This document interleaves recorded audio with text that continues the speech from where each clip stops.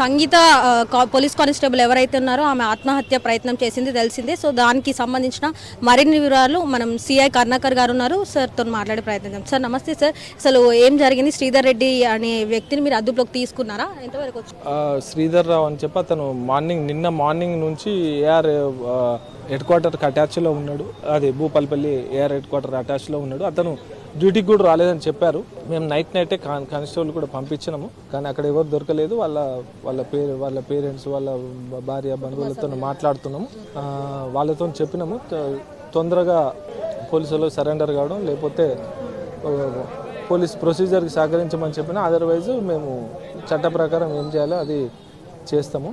దీని శిక్ష కూడా 108 BNS, తర్వాత 75 Class 2, 78 Class 2 సెక్షన్ల కింద స్టాకింగ్, వాటి మీద సెక్షన్ల కింద అబెట్మెంట్ ఫర్ సూసైడ్ కింద కేసు కట్టినాము. అవి 10 సంవత్సరాల పనిష్మెంట్ ఉన్న కేసు ఉంది.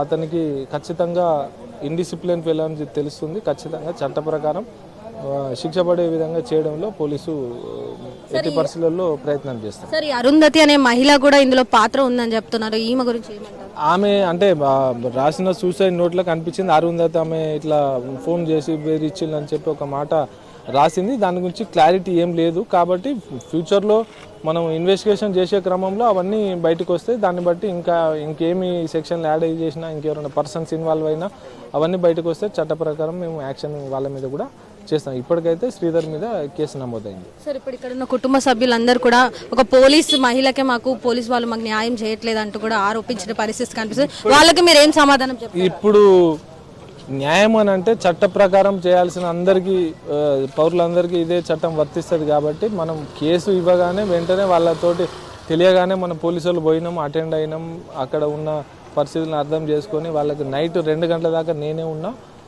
అంతకుముందు రోజు నైట్ కూడా పెట్రోలింగ్ చేసినాం. అయినా కూడా వాళ్ళ కోసం అని చెప్పి నైట్ 2 గంటల దాకా ఉండి కేసు రాపిచ్చి వెంటనే కేసు చేసినాం.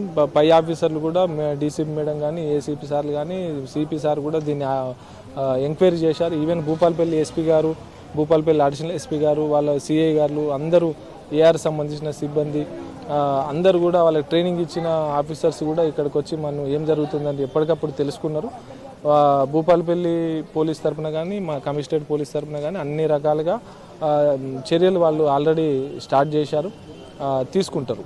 తప్పకుండా వాళ్ళ హెల్ప్ ఇక్కడ మాకు ఆఫీసర్ల, పై అధికారుల సూచనలు, వాళ్ళ గైడెన్స్ మాకు ఉన్నది. అది దాని ప్రకారం నడుచుకుంటాం. సార్, ఇప్పటి వరకు కూడా బాడీ అప్పచెప్పలేదు అని అంటున్నారు. సో అంటే మరి కేసు ఇంపార్టెంట్ కేసు కాబట్టి దాన్ని మినిమం టైం పడుతుంది. 2.5 hours పంచనామా, ఒక 2 hours పోస్ట్ మార్టం అది అవుతుంది. కాబట్టి కంపల్సరీ వీళ్ళు మనకు పిటిషన్ ఇవ్వడమే ఒక టైంలో లేట్గా మార్నింగ్ ఇస్తామని చెప్పారు. అయినా కూడా అట్లా పద్ధతి కాదు, మళ్ళీ లేట్ అవుతుంది మీకని చెప్పి మనమే బలవంతంగా మంచి చెడ్డ అంటే చెప్పి తొందరగా ప్రొసీజర్ కంప్లీట్ చేయాలి. కాబట్టి పకడ్బందీగా పిటిషన్ రాయించి తీసుకున్నాము.